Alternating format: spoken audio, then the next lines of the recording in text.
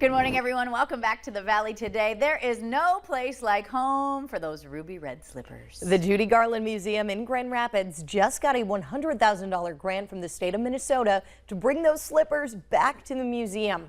They were first stolen from the museum in 2005, recovered by the FBI in 2018, and then returned to the owner and collector Michael Shaw. Shaw then turned those slippers over to the Heritage Auction House to be auctioned in December of this year. Yeah, so the slippers are currently valued at $3.5 million. The museum's executive director believes that the shoes should be returned to the museum due to Garland's history in Grand Rapids. She says the case of the missing slippers has become a huge attraction among tourists. I bet.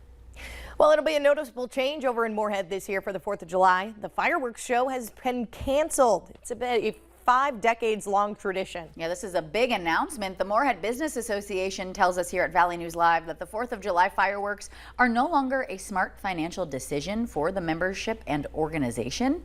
MSUM originally hosting that fireworks display for 43 years until the association took over in 2016. Executive Director Sherry Larson encourages community members to join them for Moorhead Cruise Night, which falls on July 4th of this year.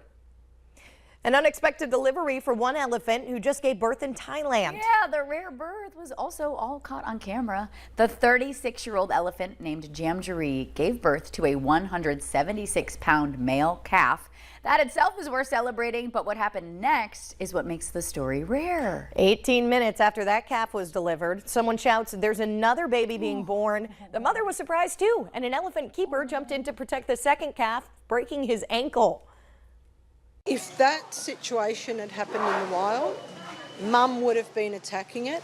Whether the rest of the herd would have intervened, they may have, but the baby may have been trampled in the process.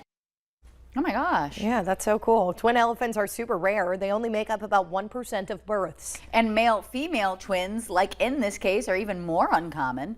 The shock is worn down. The mother has embraced both calves, so they should go on to be healthy and happy. Oh. We are less than a week away from our VNL Cares Impact Day, highlighting the Great Plains Food Bank. You can head on over to our website to watch stories on the many areas in which they serve, many you may not even know about. You can donate now by scanning the QR code up on your screen as well. Or head on over to valleynewslive.com, click on the VNL Cares button on our homepage to make a difference.